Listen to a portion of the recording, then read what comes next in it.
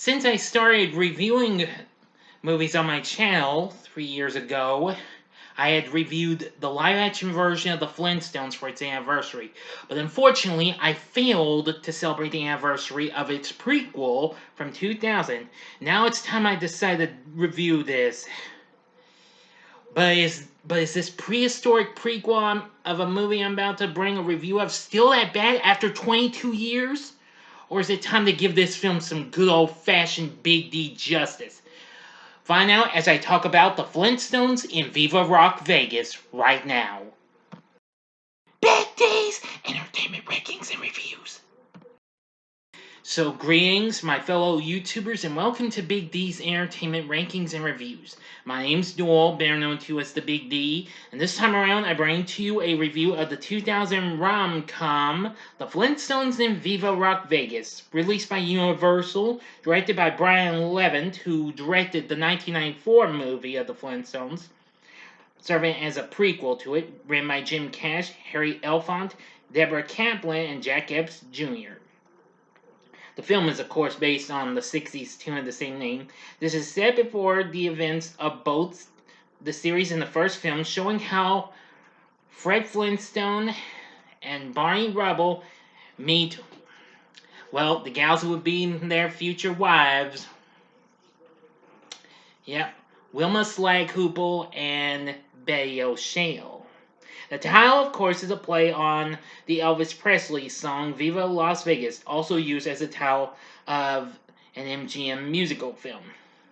Well, this film kind of may have gotten hard like its predecessor, but the film is kind of a little bit of a semi-guilty pleasure of mine.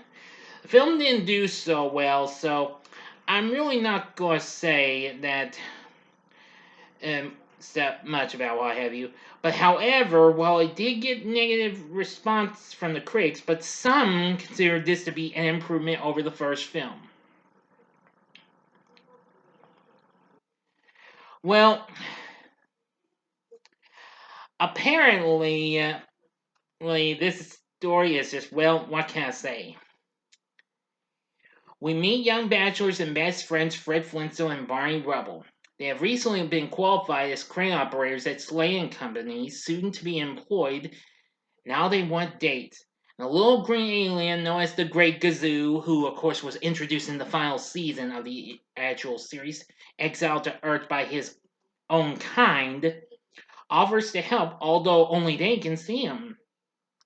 Meanwhile, Wilma Slaghoople wants a normal life and activities like bowling, though her controlling mother, Pearl, wants her to marry the smooth casino owner Chip Rockefeller. After Wilma angrily escapes to Bedrock to a restaurant Bronto King, a take on Burger King, who of course was a big support for this, since you probably remember in the first film, McDonald's was the big supporter for this, and what have you. Waitress Betty O'Shea meets Wilma and mistaking her as Caveless, so she offers to share her apartment and gets her a job. Soon, Fred and Barney are smitten with the two and invite them to a carnival.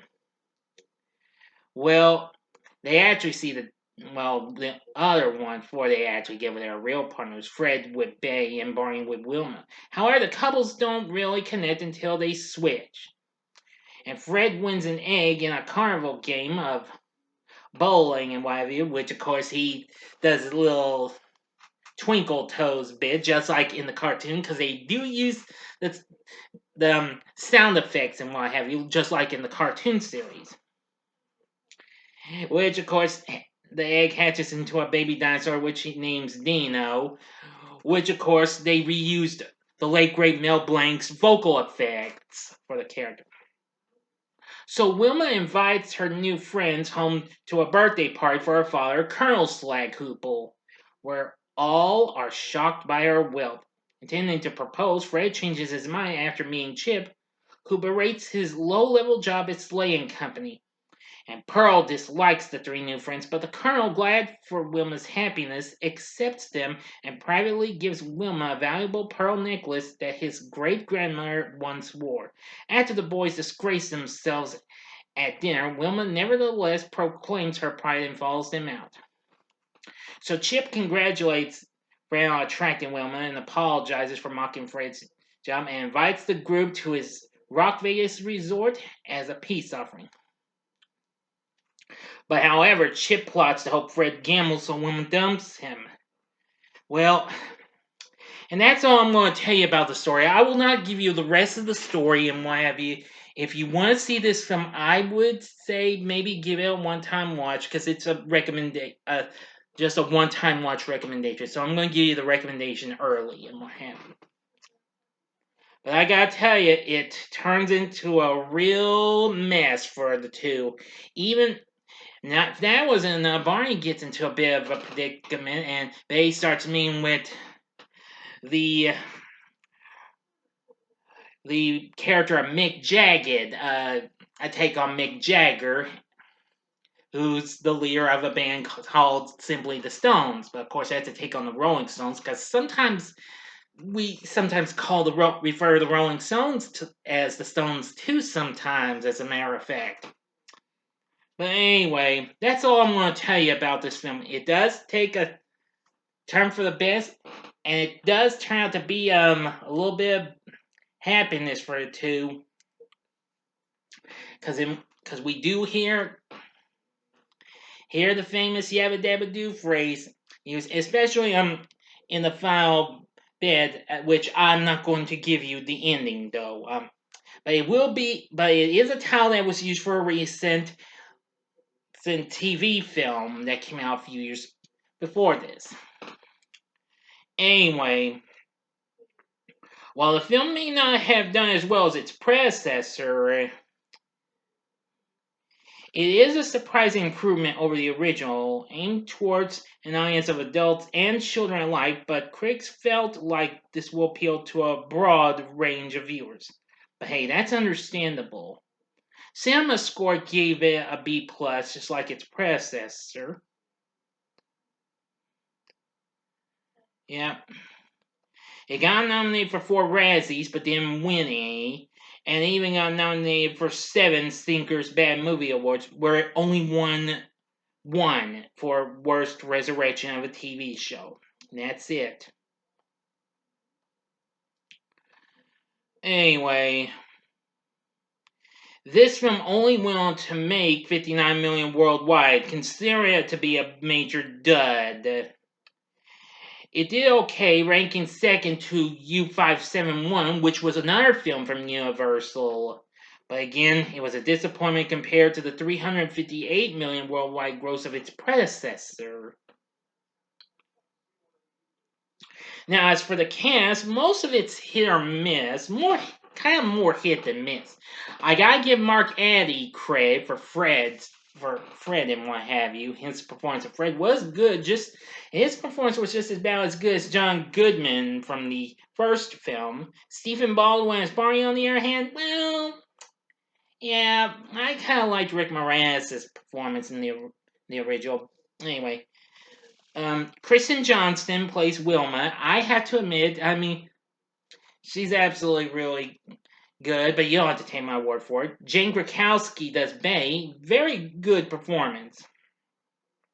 Much more improvement over Rosie O'Donnell's performance in the first film, which of course she lends her voice to one of the animal characters in this, as a matter of fact. Thomas Gibson plays Chip Rockefeller, who happens to be the main antagonist. Alan Cumming, who I know best, who I previously knew him best from movies before this, like Romeo and Michelle's High School Reunion, and of course I'd later see him in other films like X2 and there's so many others.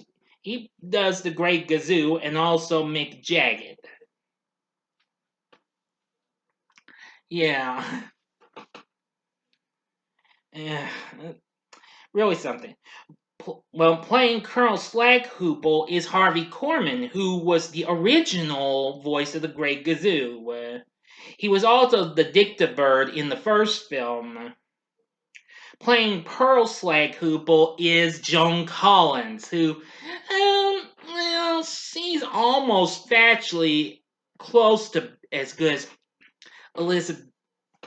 Oh crud, Elizabeth Taylor in the first film. But anyway, yep.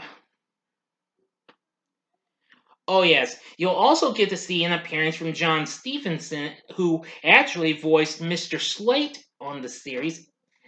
He plays a minister, but I'm not going to give you too much on who he's being the minister for, though. That would spoil the ending, and I'm not going to spoil the ending to this film.